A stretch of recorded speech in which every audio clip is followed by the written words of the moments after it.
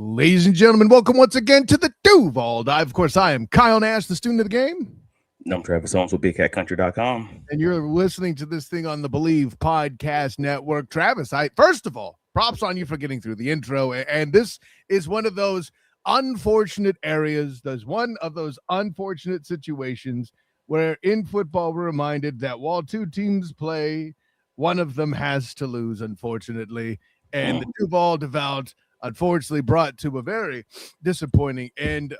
The Buffalo Bills went full Josh Allen at the end of the game and came back to win 27-24. And I know the story of the game that everybody's going to talk about is Trevor Lawrence's stat line with the 2 interceptions, but I want to go somewhere else first. Because at the time it happened, as I often do, I'll be texting with my various friends in the sports community. Granted, I'm not deep in the Duval devout like Travis is. I'm more in the general space, but you may have seen me out there and about on the Huddle Up podcast or also with EJ Christian on Earnestly Speaking, to which I often declare in situations as these, and I'm just going to make the statement, and you'll know what situation I'm talking about. Take the points! And don't be like, but Kyle, that's a hindsight take. You're only saying it. No! At the time they drew it up for Trevor Lawrence to even attempt to run it, I hated the call. And I've not been afraid here on this podcast, Travis, to say as great, and I mean the word great, as Liam Cohen has been in his first year, for me, that right there, not taking the points, was a blunder. But see, here's the thing. I'm going to say that and already know why it happened, Travis, because on this very same podcast, I've also tried to explain to Duval devout that I've made similar criticism. Bold is what these guys do. I know why they did it. I think they just forgot Josh Allen was on the other side of the field. I mean, you can make the argument that they did it because Josh Allen was on the other side of the field. Like, I don't know. But you could argue that they made the move because of the analytics, and the analytics says that's a full goal situation.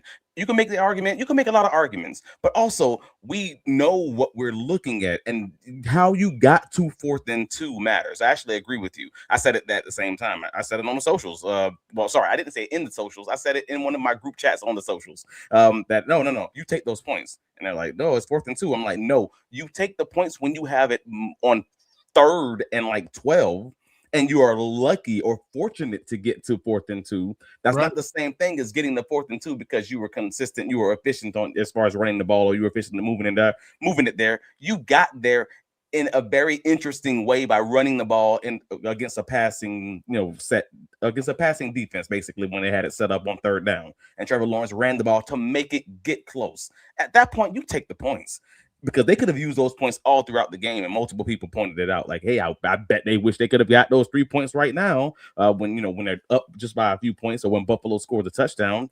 Even on the last series of the game, they probably treat it differently, knowing that you can take the lead. Like, all of that. They could have used the points. And it's the same thing that I've always had this issue with this uber aggressive nature. But it is what it is. Like, you're going to win some games that you probably should lose. You're going to lose some games that you probably should win when you have those situations that are happening when they're going for it on these margins. Because you win on the margins, you lose on the margins. They got burnt by it today, unfortunately. Yeah, they really did. And listen, let's give the Bills their credit. I mean, I don't feel like the Bills came out and played world-beating football. We were talking leading into the show. There were elements of the game where both sides, both defenses, did their job. Go ahead, man. You got something to say about it. I'll let you get it out. This game pissed me off. I can't BS you. This game pissed me off in a lot of ways. And we talked about it on the space. We hosted the space at halftime just to kind of get some original takes off. And it was just like, dude, this team is obviously not playing to their capacity, to their capability.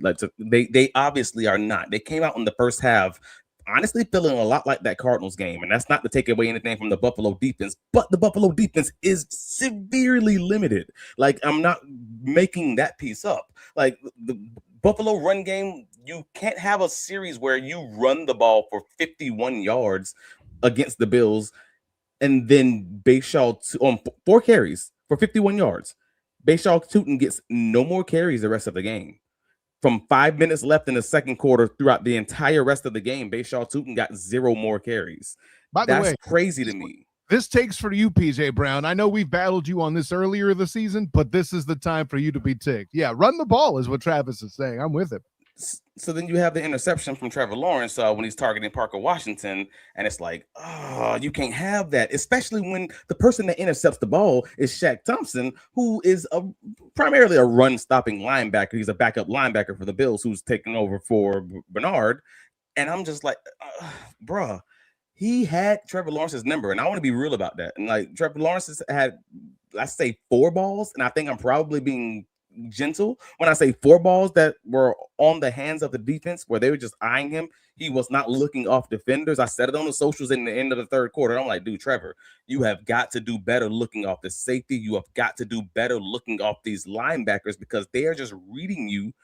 And you are taking them to where the ball is on the Trey White incompletion to Brenton Strange that was on the goal line that probably would have gone for a touchdown. Even he didn't feel a threat as far as that outside receiver that was running the deeper route because he knew, he's not going to him because he's reading Trevor Lawrence's eyes. As a DB, I'm like, dude, this is too easy. Y'all making this too easy. You're not playing prototypical Jaguars football, and that's why I say that part is not on the Bills.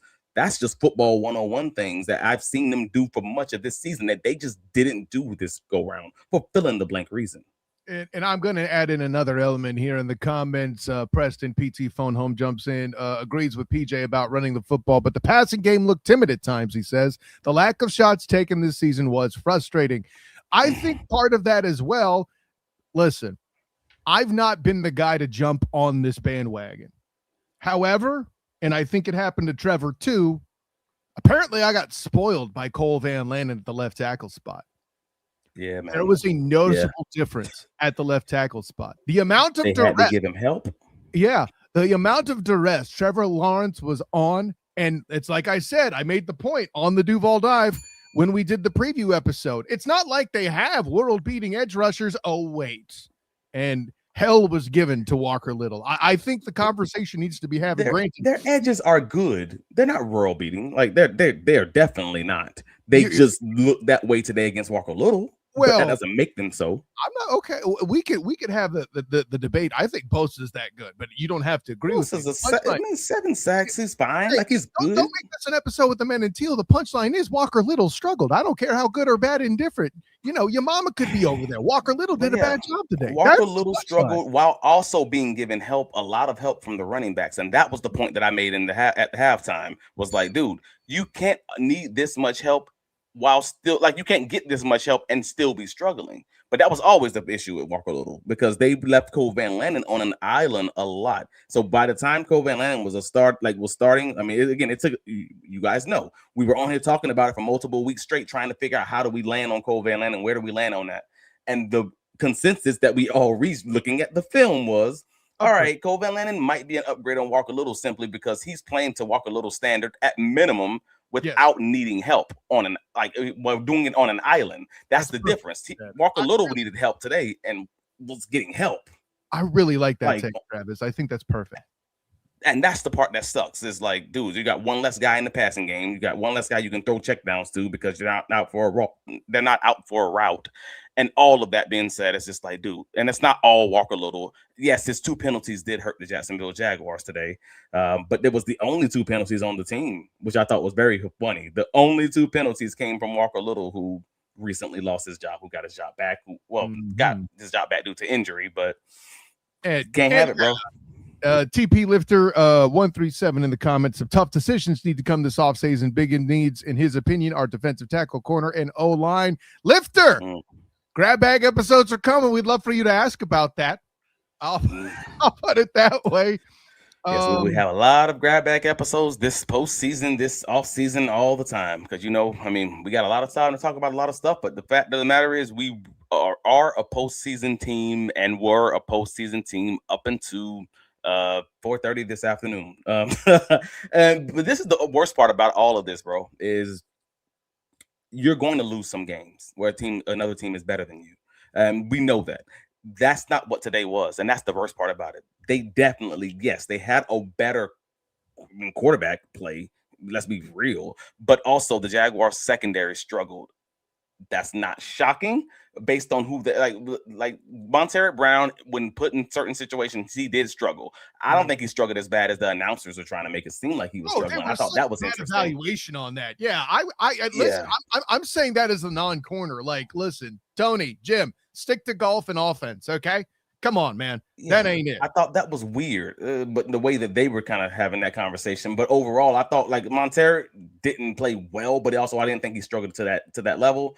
Jarian Jones had the bad missed tackle, and everybody was like killing him on that. But also, I thought Montero actually did a rough job because it was cover 2 defense. And in cover 2 defense, Jarian Jones was actually playing the safety role because they were disguising it, basically having the nickel play safety. I mean, Jordan you can't let the outside receiver get a free release down the sideline because you leave it an impossible role for your safety. He has to get like 15 yards of depth and run and catch a guy.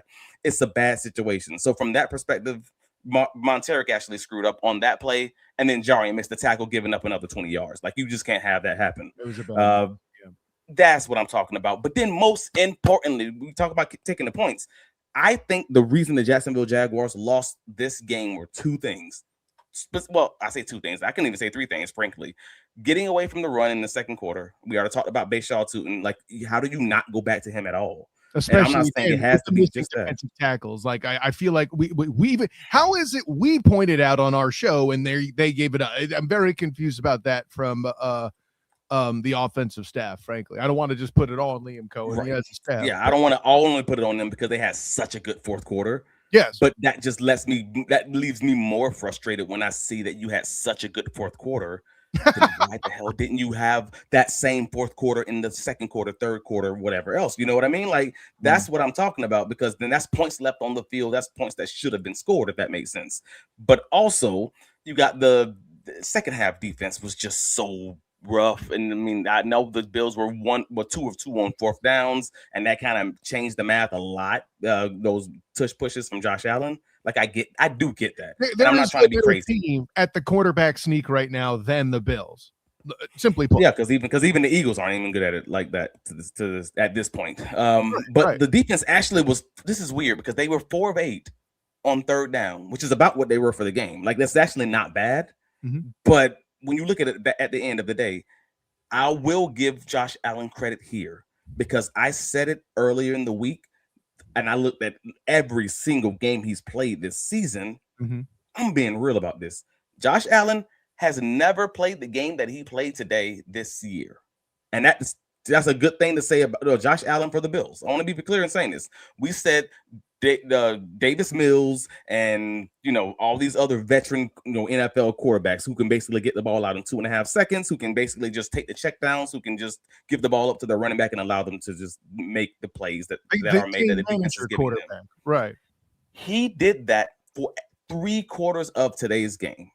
And the fourth quarter then became Josh Allen. And I want to be real and say that, because I said I did not think he could do that, because he did not do that in any game this season. When I looked for him, I looked for evidence of him doing it. I remember the conversation we had, and you said he's got to do this. And I said, it's a Disney movie. And well, apparently the Jags are the villain and said Disney movie after all. I remember this conversation, Travis. Well, that was what was funny, because that Philadelphia Eagles game for them, I think, we already talked about it. Joe Brady's told Josh Allen in this past week, and in the media, said to him, look at what you left on film, basically. And Josh said he was sick after he looked at the Eagles game and saw everything on as far as the checkdowns were concerned that were left on the field. And today he took the checkdowns, he took the quick outs, the speed outs to the receivers, and the Jaguars couldn't do much about it, frankly. And that's the part that sucks, is he was 28 of 35 for 273 yards, 1 touchdown, and 2 rushing touchdowns. So 3 total touchdowns, no turnovers. Yeah.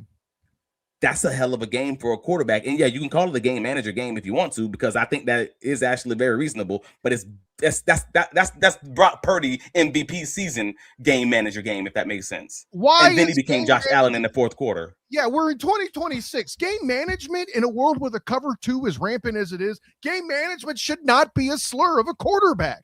It's insane. Tom Brady's a game manager, folks. Yeah, absolutely. Okay. He's the best game manager of all the game managers. Tom Brady. You got it. That's exactly what it is. As a 49er fan, I can make the argument that the first emergence of game management management as we know it was Joe Montana running the damn West Coast offense. There's nothing wrong with that. And Trevor Lawrence managed the game worse than Josh Allen did. I think it's that simple, man. You know. Absolutely. Trevor Lawrence managed the game worse than Josh Allen did, but also Trevor Lawrence's coach is generally one of his strengths. And I would argue, and I know we don't necessarily agree on this, I'm very clear of it, that a big reason for this loss has to also go on the coaching staff. Like, dude, I'm with it. What do you mean I don't agree? I want to be because leaving the points off the field when LaQuint Allen does his Ralph from The Simpsons fumble force thing, just diving head first through the window to force a fumble. Devin Lloyd ends up recovering it. You have the ball in scoring range. Yeah. You then try to go for it on fourth down and have the turnover on downs. The Jaguars have led the NFL in points off turnovers this season with 96. That means that they average nearly 6 points a game in every game on off of turnovers. And you have it in point blank range. Give yourself 3 points. You don't get it. You give the ball right back to them. They go right down the field and score a touchdown. That you have a turnover for 3 points for the Bills. You have a turnover on downs on that series. They go right down the field and score. You are now down 10 points to 0 in an area where you are normally up 6-0 on every other team you've played this season because of that one play. And that's what I say. Like, it's points off turnovers. You lost that 10-0 when you normally win it 6-0 every other game. That's the difference. That's the 3-point difference right there. Then you add Cam Little missing the halftime field goal, which to be real with you, Jacksonville should not have had. We all know this. We're happy to have the call from the bad call from the refs, but let's be real about it. Well, and credit to the offense, and let's give Trevor a little dap for making that even be a possibility for the refs to blow the call. Yeah, that's a great drive. It was a great push to get the offense down the line, to get those guys set up, to allow them to snap the ball, to get the operation off. Like, all of that was absolutely good and well handled. And then Cam misses it, and that sucks for Cam so bad after all the conversation about him being a Pro Bowl snub, after all the conversation about him being an All-Pro snub. Yeah. And you have the opportunity to tie that game up at the half on the biggest stage with no other games on TV. Yeah. Everybody watching. You went from having a chance to silence the haters, and instead you gave them an ammunition. And I think that's the theme for the entire game, Travis. Cam Little had the opportunity to kick a huge valid kick that would have potentially taken this to overtime. Trevor Lawrence had the opportunity to go and show the people that he has what it takes. Now, granted, he did have a go-ahead touchdown. I was he kind of did in that fourth quarter, but folks ain't gonna forget the other quarters that he did, like the interception, staring the receiver down instead of looking him off. They're not going to forget that the game ended on an interception, and whether that you want to blame that last throw on Trevor or not, I kind of do. Frankly, it wasn't my favorite choice, but it was a contested catch situation when you have a kicker like Cam Little. You don't have to. I get why, because that's your guy, and that's the part that I'm not trying to go too high or too low on, because I get why you're throwing the ball to Jacoby Myers, because that is your guy. But at the same time, I also know that Buffalo Bills know that Jacoby Myers is your guy. How do I know that? Because they put their best corner, the one healthy corner they have left, on him for the entire second half of that game for the most part in all the high leverage situations. So they obviously know. And I also know the Buffalo Bills wanted Jacoby Myers at the trade deadline also. So guess what? Yeah, they know who he is. They absolutely know who that is. And the fact of the matter is, you can't put that ball in the contested situation. But I know, like, I get why it happens. And I know Trevor's going to be like, in his own head is like, I probably shouldn't have thrown that ball. And that's rightfully so. But also he's thinking his guy's going to make a play. Like, I get it.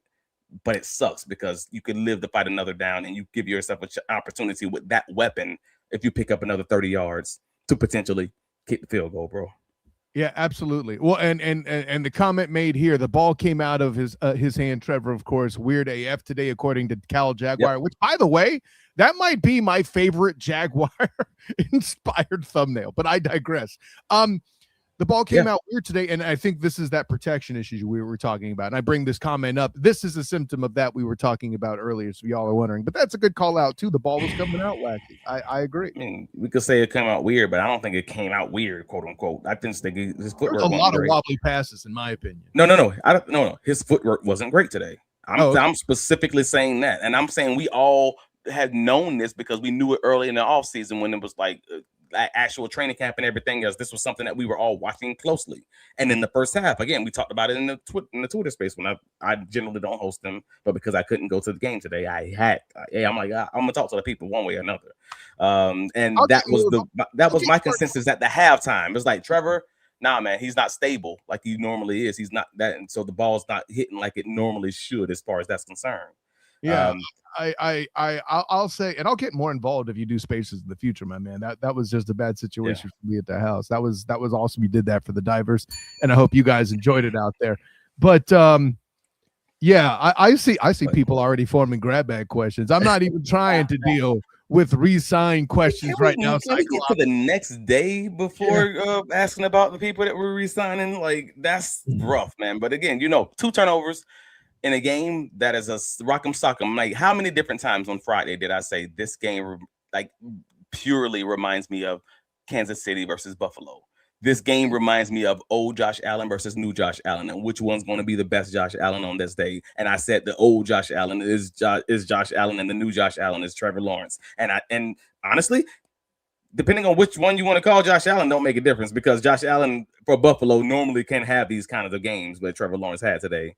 At the end of the day, the old school, the prototypical Josh Allen played a great, incredible game in the fourth quarter, and Trevor Lawrence had a really good fourth quarter himself that came up short, and it felt exactly like I said it was going to feel, like them Pat Mahomes rock'em sock'em comebacks where one of the teams are going to have to lose, and it sucks that it ended up being the Jaguars today. The Jaguars defense did incredible against James Cook, like less than 50 yards on the ground, 46 yards on 15 carries. Like, you hold this guy to like 3 yards a carry. That's incredible. Devon Hamilton, shout out. Like, I know you guys did struggle to stop 3.1 yards a carry. I know you guys struggled to stop Josh Allen on those tush pushes. And if you probably play through the echo of the whistle on the 4th and 1 from the 10-yard line, you probably have another opportunity to score, because that was the biggest play in the game per RBDSM.com. That swayed the win probability 33%, because you went from 4th and 1 outside of the 10 to a 1st and goal from the 1-yard line where they can just, take it right in. You might have had a chance to stop them by making them run the ball regularly, like from the running back position where they've been struggling 3 yards a carry. But when they get 9 yards on that play, it's a wrap, bro. So that's probably one I know a few of the defensive linemen are probably kicking themselves for, because they just didn't play through the echo of the whistle. I'll go on record. It was the softest I've seen the defensive front look all season. Was that you can see the players looking at the ref. They expected the ref to blow the whistle, thinking it was forward progress, and you can't assume forward progress in this game, bro. You got to play it. Yeah, that was it. Especially when you have a Viking giant like Josh Allen at quarterback running dudes through. Absolutely, I can't put it any better. Yeah, so that was one of the biggest plays in the game, unfortunately, with the biggest play from EPA perspective of negative 5.5 for the Jaguars, was the opening interception, the early interception of Shaq Thompson for the Bills. And again, they gave them 3 points. So again, you got Cam Little missing the field goal. That's 3 points on the field. You got going forward in field goal range. I say make sure you list that one first, my good friend. Yeah, another 3 points left on the field. I don't know if I'm missing anything else, because some people don't consider turnover on downs true turnovers, and I get that. So I don't necessarily but I think you calling it one because it's a true missed opportunity in this game is valid. It's 100%. Points. Yeah, it's points, and then they score off of it because your freaking team is deflated. Like, I get how it happened, but at the end of the day, thank you. Yes. Yeah, that's minimum 6 points left on the field between them, again, the missed field goal, between going forward in actual field goal range, and then everything just related to the actual dang turnovers is just a mess, man. That hurts. And another factor in the game, Preston points you out. Before the game, I didn't know what to make of Travis being confident going in. So apparently he thinks you put a jinx on Duval. So oh, really? I said the Jaguars will stop them on the run game. Did they? 3.1 yards per carry. Like, again, I want to be very clear on football terms. What did I say was going to have to happen? I said Josh Allen was going to have to do something that I've literally not seen Josh Allen do all this season. Be a veteran NFL quarterback who is comfortable and patient enough to take what the defense gives him in checkdowns and get the ball out early in 2.5 seconds. He had not done that all season. He's actually taken a significant amount of sacks. He also didn't play last week, and his coach publicly called him out, saying he needed to watch the film and do exactly that. He shows up and does exactly that, looking more like Tom Brady in the old playoff game against the Jaguars, where he barely had any incompletions. Again, he's 28 of 35, just taking checkdowns and what the Jaguars defense gave him.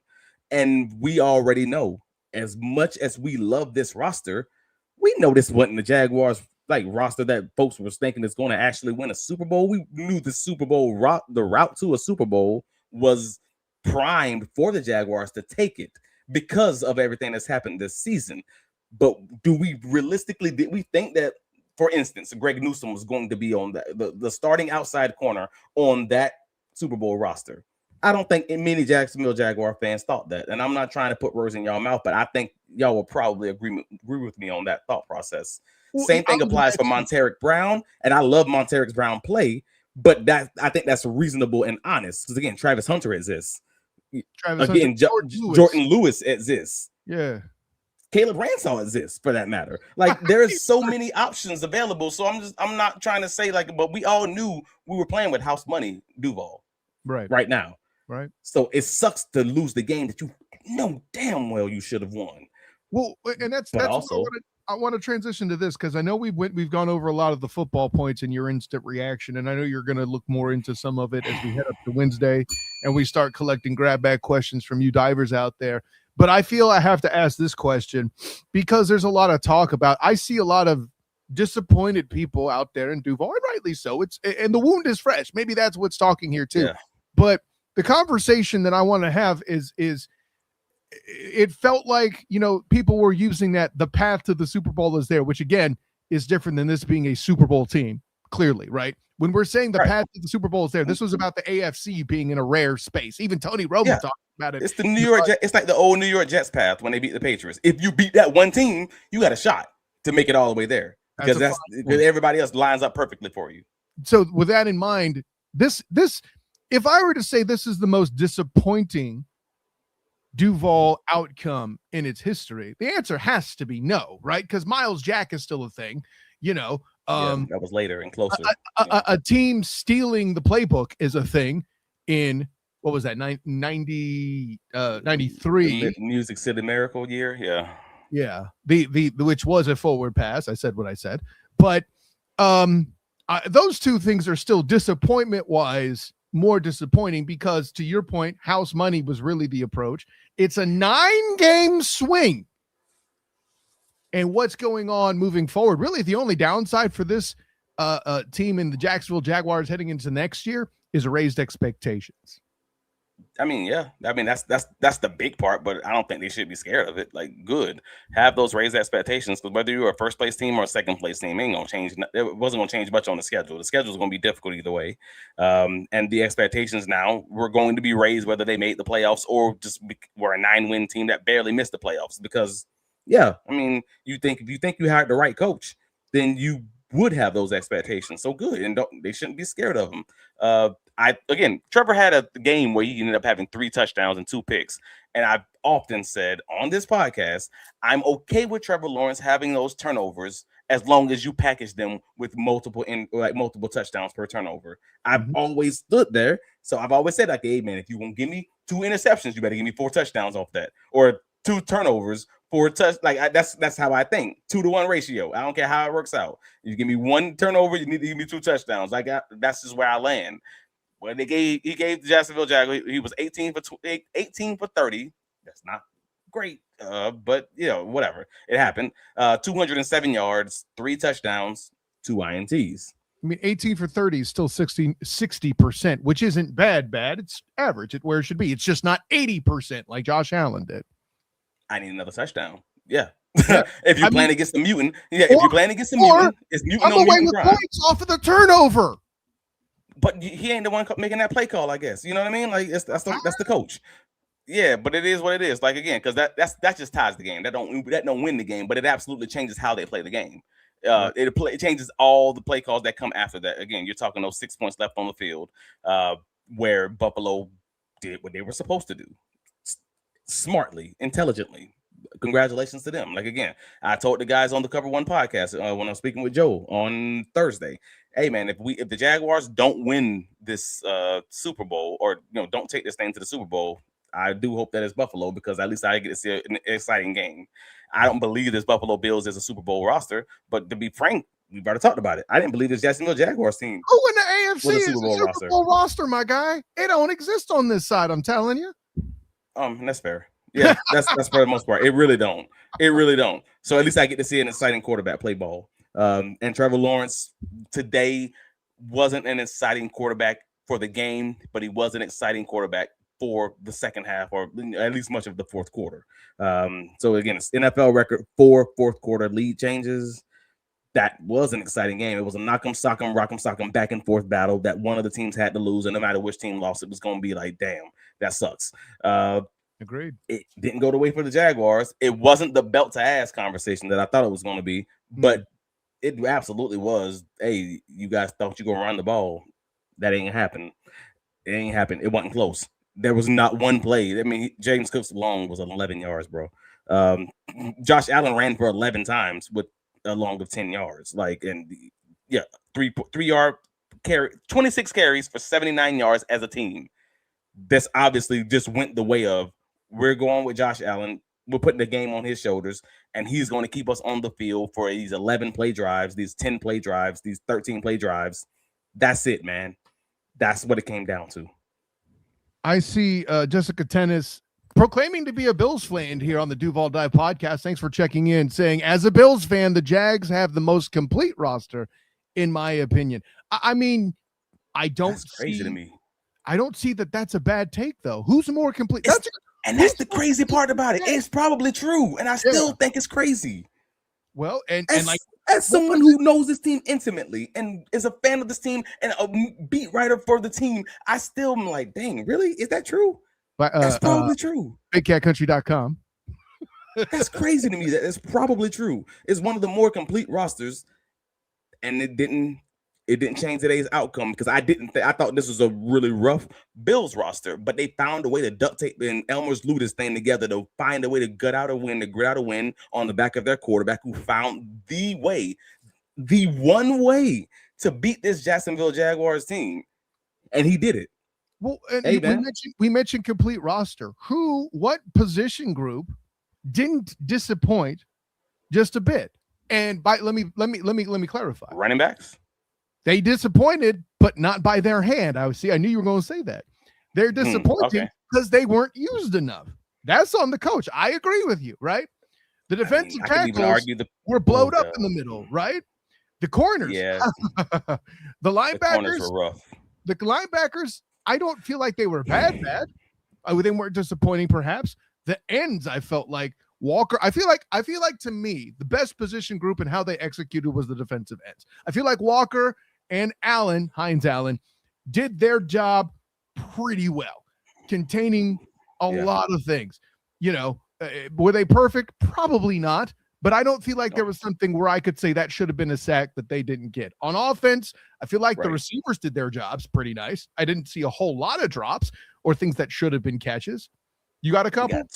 We got two today. What I wouldn't consider them drops. They're contested catches, passes, whatever you want to call it. But like Jacoby Myers had the early game drop that I consider that a drop on the sideline on third down. Okay, that's the one. You got to catch that, bro. And I hate to bring up contracts in these things because it doesn't change. That's that first third down. Third down on the sideline when I believe Bernard was in coverage.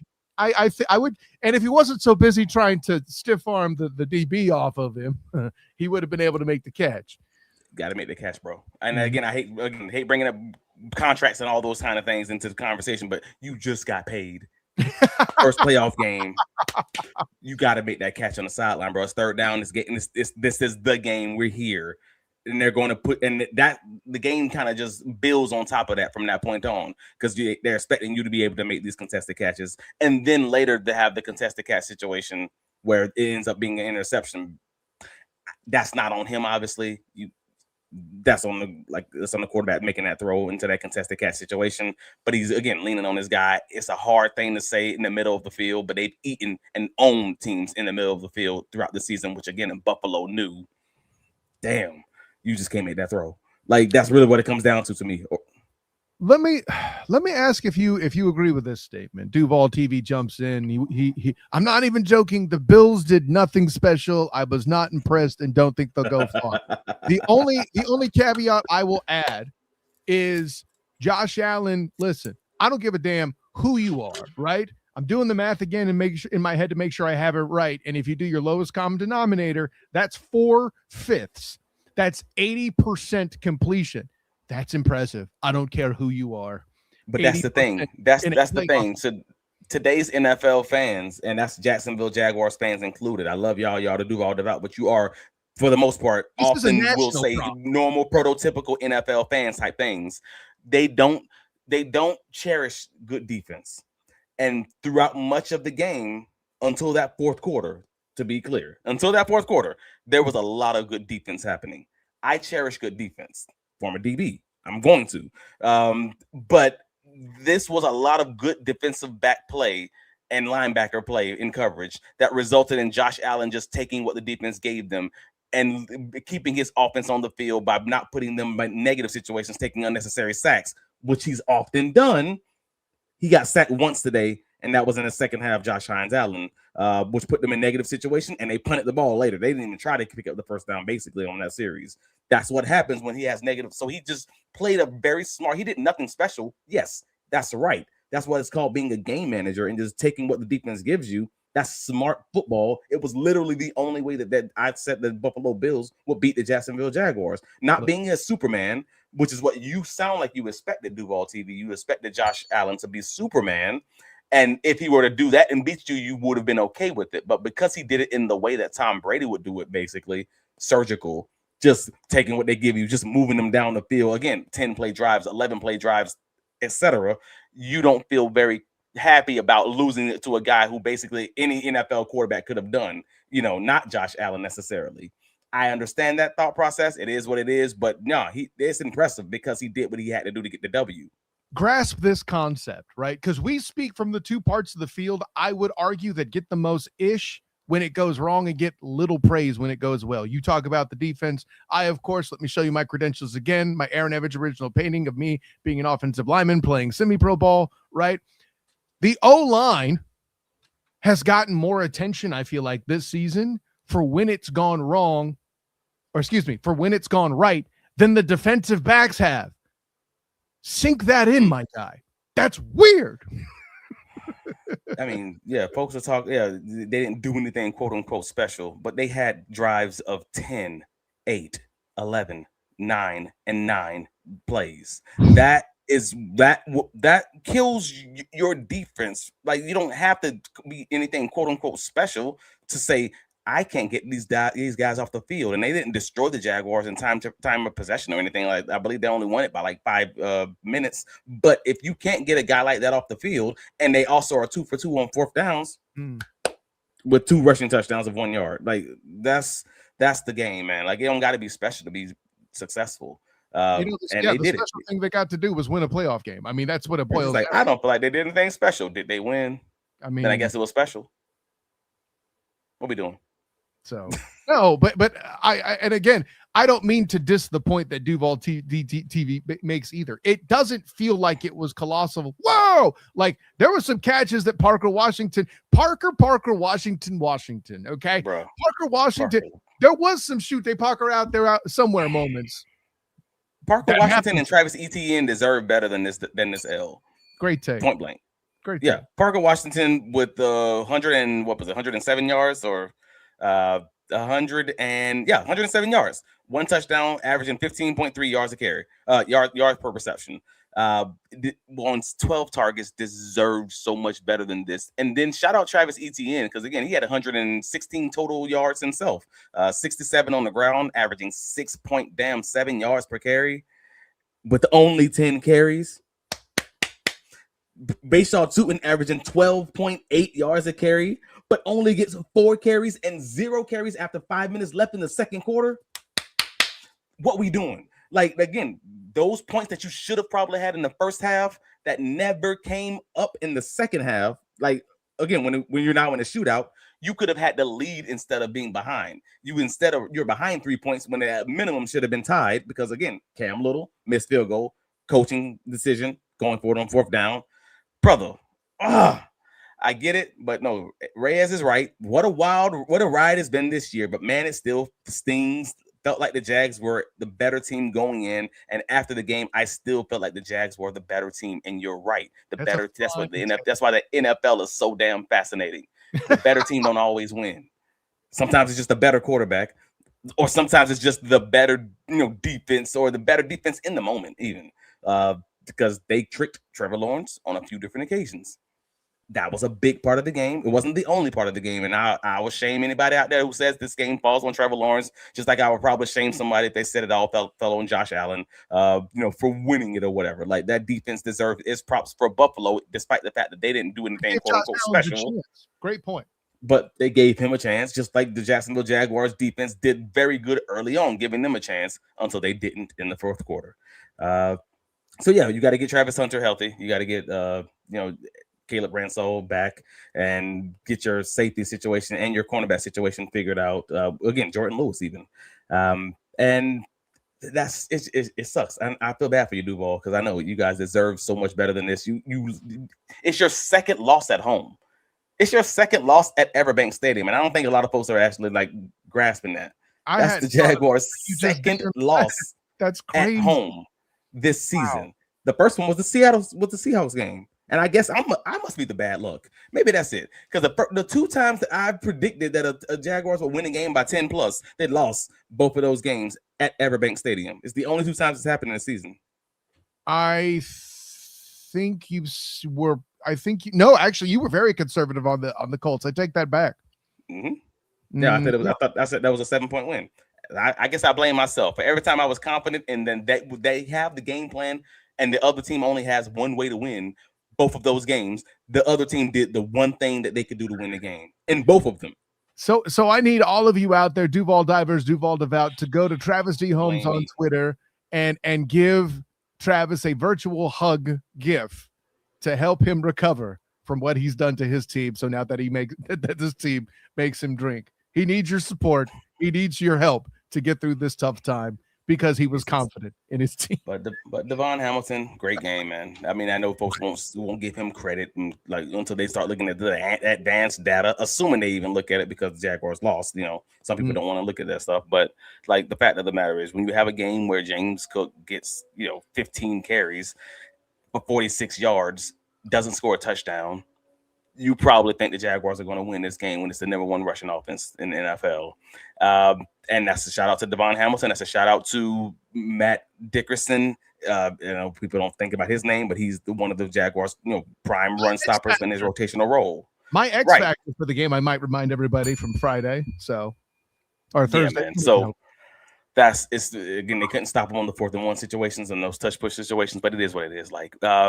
And to everyone who clowned me when I mentioned Brandon Cooks all those times, because every single media person and fan from Buffalo, when I talked to them about their receiver core, kept mentioning Brandon Cooks as their downfield threat. Y'all would laugh at me and saying, this dude's an NFL veteran.